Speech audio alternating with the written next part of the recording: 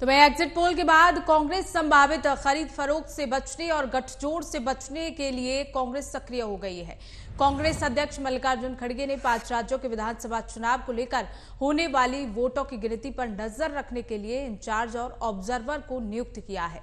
इसके साथ ही खड़गे ने पार्टी के नेताओं से फोन पर बात कर अलर्ट कर दिया है। खड़गे ने नेताओं को साफ निर्देश दिए हैं कि जिन भी लोगों को जिस राज्यों की जिम्मेदारी दी गई है वो ही रहे, वोटों की गिनती के दौरान नजर रखें। कांग्रेस अध्यक्ष खड़गे ने कर्नाटक के डिप्टी सीएम डीके शिवकुमार को तेलंगाना और रणदीप सुरजेवाला को मध्य प्रदेश भेजा है। कई एग्जिट पोल में मध्य प्रदेश में बीजेपी और कांग्रेस में कांटे की टक्कर दिखाई दे रही है। दोनों दलों में सीटों का अंतर बहुत कम बताया गया है। यही हाल राजस्थान का भी है। राजस्थान में बीजेपी और कांग्रेस में कांटे की टक्कर दिखाई दे रही है। अधिकांश एग्जिट पोल्स में कांग्रेस को 80 से 106 और बीजेपी को 80 से 100 सीटें मिलती हुई दिखाई दे रही हैं।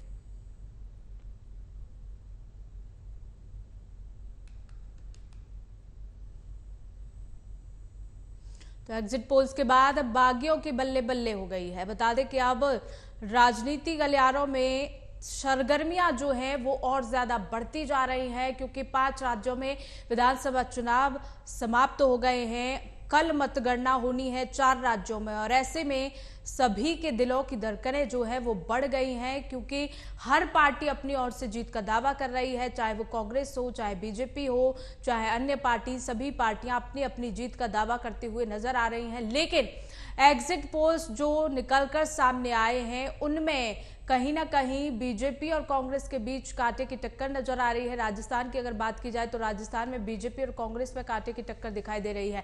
अधिकांश एग्जिट पोल्स जो है वो उसमें कांग्रेस को 80 से 106 और बीजेपी को 80 से 100 सीटें मिलती हुई दिखाई दे रही है।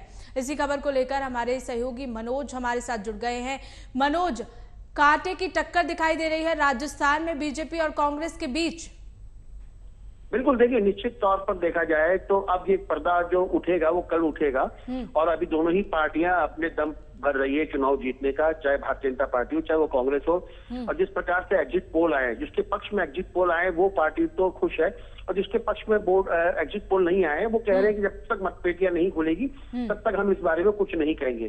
तो बिल्कुल स्थिति बिल्कुल साफ क्लियर कल ही हो पाएगी 11 बजे तक कि किस पार्टी को कितने वोट मिले, किस पार्टी को कितने वोट नहीं मिले। बिल्कुल मनोज, राजस्थान में कांग्रेस सरकार क्यों आने जा रही है दोबारा, इसका भी अशोक गहलोत ने जिक्र किया था। उन्होंने भी 3 वजह गिनाई थी, बड़ी वजह गिनाई थी कि इस वजह से दोहराई जाएगी कांग्रेस।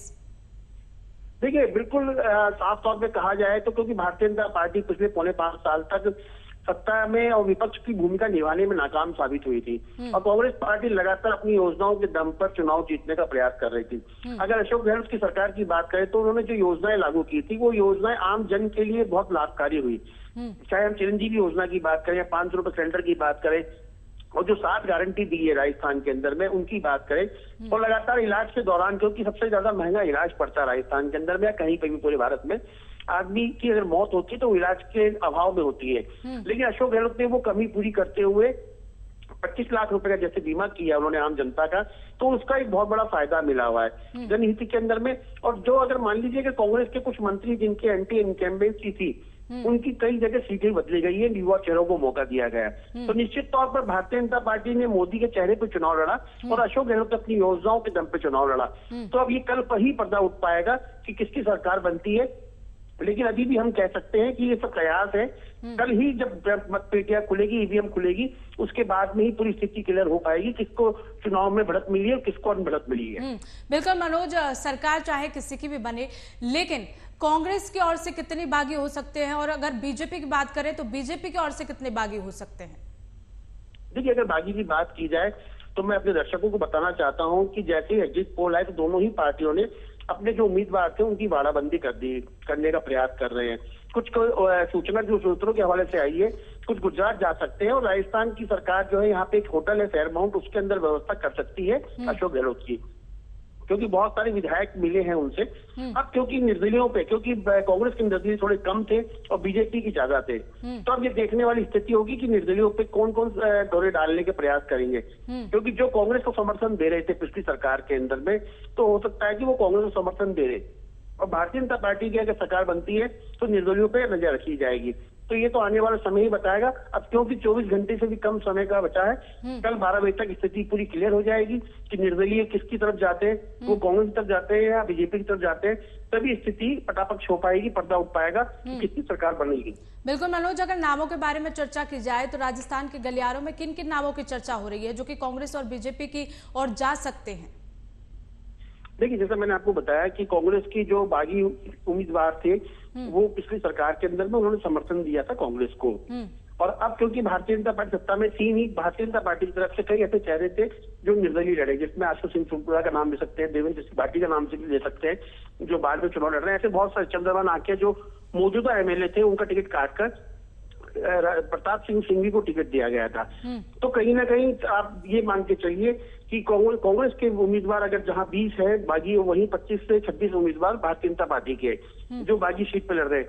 फिर सवाई माधोपुर की अगर बात करें तो वहां ममता मीना दावेदार थी, लेकिन किरोड़ीलाल मीना को टिकट देने के बाद में वहां की स्थिति और त्रिकोणीय हो गई है जी।